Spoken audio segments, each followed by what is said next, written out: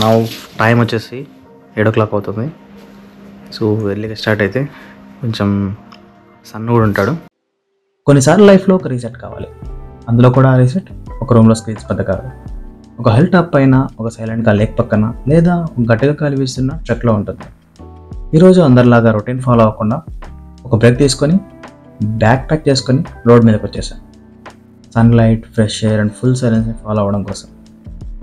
Welcome to Brecon Beacons. ఇక్కడ roads చాలా tight, air fresh and ఇక్కడ జర్నీ కంటే డెస్టినేషన్ కూడా బ్రెత్ టేకింగ్.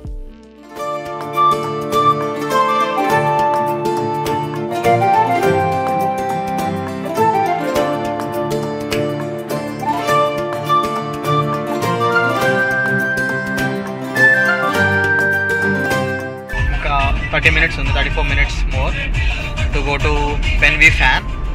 సో సాట్నే కూడా అదే చెప్తుంది, 34 minutes ఉంది. సో ఇదేం ఇంత లాంగ్ జర్నీ అయితే ఏం కాదు, 1 hour వెళ్ళిపోవచ్చు అనమాట. ఒకసారి సిటీని వదిలేసి ఇలా ఓపెన్ రోడ్స్లో ట్రావెల్ చేయడం చాలా డిఫరెంట్ అనిపిస్తుంది. No traffic, no rush, just me, the roads and this incredible views. Left side lush green hills, right side మిస్ట్లో కవర్ అయిన వ్యాలీస్. ఆ cool breeze hitting my face. ఇదే రోడ్ ట్రిప్ మ్యాజిక్ అంటే. కానీ ఈ జర్నీలో బ్యూటీ కంటే ఎక్కువ సైలెన్స్ ఉంటుంది. ఆ సైలెన్స్లో మనం మనంగా ఉంటాం. డెస్టినేషన్ ఇంపార్టెంట్ కాదు, ఆ జర్నీలో ఎంజాయ్ చేయడం ఇంపార్టెంట్.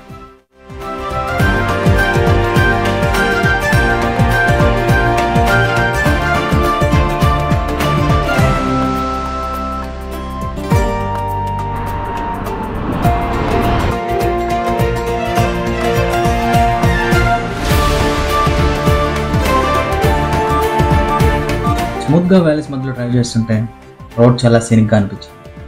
కానీ సడన్గా ఒక టైట్ రోడ్ వచ్చింది. Very tight road.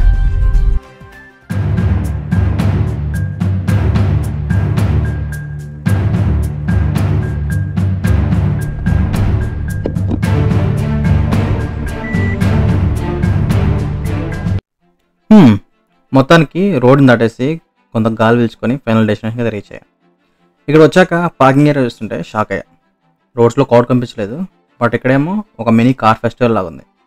నేను అనుకున్నా చాలా కామ్ ప్లేస్ ఉంటుందేమో, రియాలిటీ ఏమో చాలామందే ఉన్నారు. కార్కి ప్లేస్ దొరికింది. ఇప్పుడు ట్రెక్కింగ్ స్టార్ట్ చేద్దాం. కానీ ట్రెక్ ఎలా ఉంటుందో తెలియదు. తర్వాత నేను సిగ్నల్ వచ్చిన తర్వాత పే చేస్తాను. ఫుల్ డేకి కార్కి అయితే 4 pounds, కొంచెం పెద్ద వ్యాన్ ఇది, అదే మినీ మోటార్ హోమ్ అట్లాంటి వాటికి అయితే 8 pounds. సో ఇప్పుడు వచ్చిన దారంతా ఇది.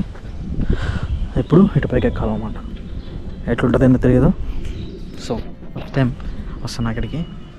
పెన్వీ ఫ్యాన్ సౌత్ వేల్స్లో హైయెస్ట్ పీక్, 886 meters హైట్లో ఉంది. ఈ పీక్ బ్రికెన్ బ్రికెన్స్ నేషనల్ పార్క్లో ఉంది. అఫీషియల్గా బ్రనౌ బ్రైచోనియా అని పిలుస్తారు. Look over there, son. Trekking అంటే జస్ట్ అడ్వెంచర్ అనుకుంటాం, కానీ ఇక్కడ ట్రెక్ చేసి టాప్కి రీచ్ అయితే history, nature and breathtaking views అన్ని కలిసి ఒక యూనిక్ ఎక్స్పీరియన్స్ ఇస్తాయి. ఇక్కడ బ్రిటిష్ ఆర్మీ కూడా ట్రైనింగ్ చేస్తారు.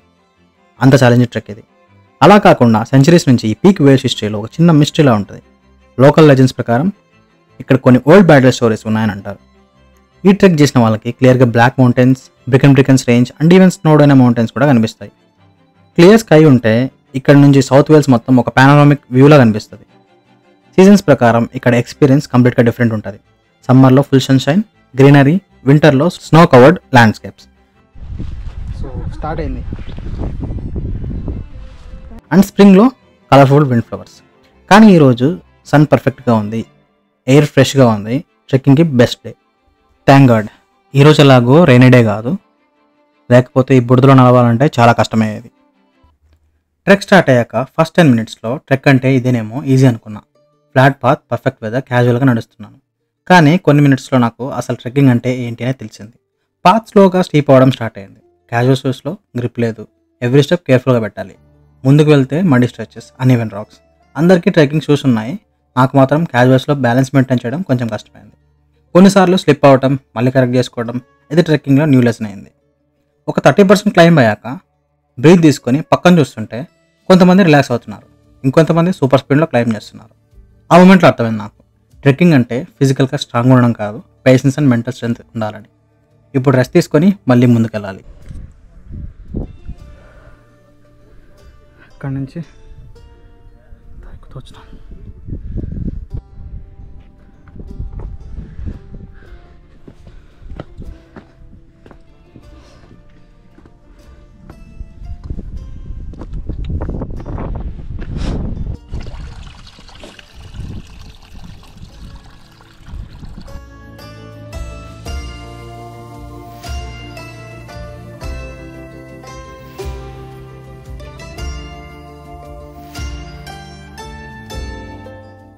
ఫిఫ్టీ 50% క్లైంబ్ అయ్యాక ఫైనల్ స్ట్రెచ్ వచ్చేసింది. ఇంకా చిన్న డిస్టెన్స్ మాత్రమే ఉందని అనుకున్నా, కానీ పక్కన చూస్తే షాక్.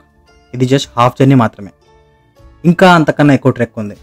ముందు చూస్తే డీప్ వ్యాలీస్, కొంచెం రిలాక్స్ అవ్వచ్చు అనుకుంటే ఇంకా స్టీప్ ట్రెక్ స్టార్ట్ అయింది. Cold wind, slippery path, every step హెవీగా అనిపించింది. ఒక మూమెంట్లో మనసులో ఒక డౌట్ వచ్చేసింది, నేను ఇంక కంటిన్యూ చేయగలనా అని. బాడీ టైర్డ్ అయిపోయింది, కానీ పక్కన ట్రెక్కర్స్ని చూస్తే మోటివేషన్ వచ్చింది. అలాగే లైఫ్లో కూడా అంతే కదా, కొన్ని సిచ్యువేషన్స్లో మనం కాదు నేను మళ్ళీ ముందుకు వెళ్ళలేను అని ఫీల్ అవుతాం. బట్ అప్పుడే ఒక చిన్న పుష్ కావాల్సింది, మనకి సపోర్ట్ ఇవ్వాలని కాదు, మనం మన జర్నీని కంప్లీట్ చేయాలని రిమైండ్ చేయడానికి. మధ్యలో ఫ్రెష్ ఎయిర్ తీసుకొని ఒక్కసారి వ్యాలీ మొత్తం చూసి ఈ హైట్స్కి వచ్చిన ఫీలింగ్ మాత్రం నెక్స్ట్ లెవెల్. ఇక్కడ నుంచి చూస్తే ట్రెక్కింగ్ కష్టం మర్చిపోయి జర్నీ అంతా బ్యూటిఫుల్ అనిపించింది. ఫైనల్లీ ఫ్యూ స్టెప్స్, లెగ్స్ హెవీగా ఉన్నాయి, కానీ అందరూ పీక్ రీచ్ అవ్వడం చూస్తే అడ్రినలిన్ బూస్ట్ వచ్చేసింది. ఒక్క డీప్ బ్రీత్ తీసుకొని ఒక స్టెప్, ఇంకో step, and finally I made it. ఈ మూమెంట్లో తెలిసింది, ట్రెక్కింగ్లో ఛాలెంజ్ పాత్ కాదు, మనసులో ఉన్న డౌట్స్. లైఫ్లో కూడా అంతే, డెస్టినేషన్కి రీచ్ అవ్వడానికి కష్టపడాలి, కానీ ఫైనల్లో చూసింది వర్త్ ఉంటుంది. ఎప్పుడైనా ఏదైనా కష్టం అనిపిస్తే ఒక్కసారి బ్యాక్ చూసి ఆల్రెడీ ఇక్కడ వరకు వచ్చేసాను అని గుర్తుపెట్టుకో. అది ట్రెక్కింగ్ అయినా లైఫ్ అయినా, ముందుకు వెళ్ళిన వాడికి వ్యూ ఉంటుంది.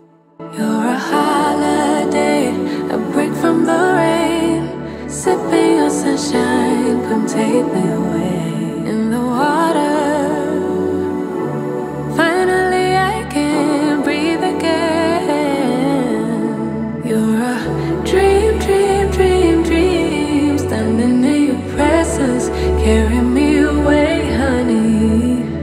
A dream, dream, dream.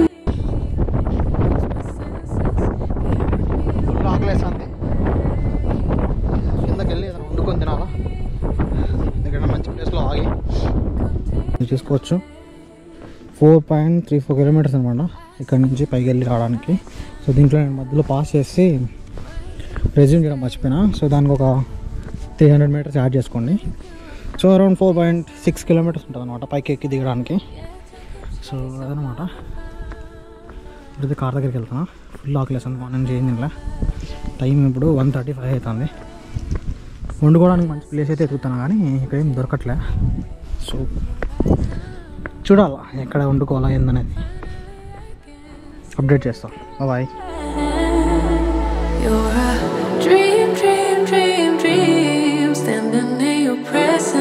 Carry me away, honey. A dream, dream, dream, dream. Make me lose my senses. Carry me away, away.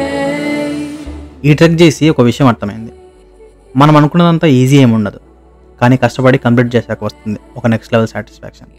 అలాగే నా యూట్యూబ్ ఛానల్ కూడా ఇయర్స్ బ్యాక్ ప్యాషన్తో స్టార్ట్ చేశాను, కానీ మధ్యలో గ్యాప్ వచ్చేసింది. ఈ ట్రెక్లో లాగే ఒక స్టేజ్లో నేను ఇంకా ముందుకు వెళ్ళాలన్నా డౌట్ పడ్డాను. బట్ ఇప్పుడు తెలిసింది, జర్నీలో కొంచెం స్లో అయినా కానీ ముందుకు వెళ్ళడం మాత్రం ఇంపార్టెంట్. ఈ ట్రెక్కింగ్ నాకు ఒక లెసన్ ఇచ్చింది, గోల్స్కి రీచ్ అవ్వడానికి స్పీడ్ కాదు, కన్సిస్టెన్సీ కావాలి. ఒకసారి స్టార్ట్ అయ్యాక అయిపోయినా పర్లేదు, కానీ ముందుకు వెళ్ళడం మాత్రం ఆపకూడదు. ఈ ట్రెక్కింగ్లో చేసిన స్ట్రగుల్స్ నా యూట్యూబ్ కమ్బ్యాక్కి పర్ఫెక్ట్ ఎగ్జాంపుల్. మళ్ళీ వచ్చేసాను, మళ్ళీ స్టార్ట్ చేశాను. This is just the beginning. మళ్ళీ నెక్స్ట్ అడ్వెంచర్లో కలుద్దాం. బట్ అప్పటి వరకు keep exploring, keep pushing. Full నిద్ర వస్తుంది, మ్యాగీ తిన్నాం వల్ల ఫుల్ అలసిపోయిన వెంటనే ఫుడ్ తిన్నా కదా. సో దాని ప్రభావం ఎట్లుందంటే నిద్ర వచ్చినట్లు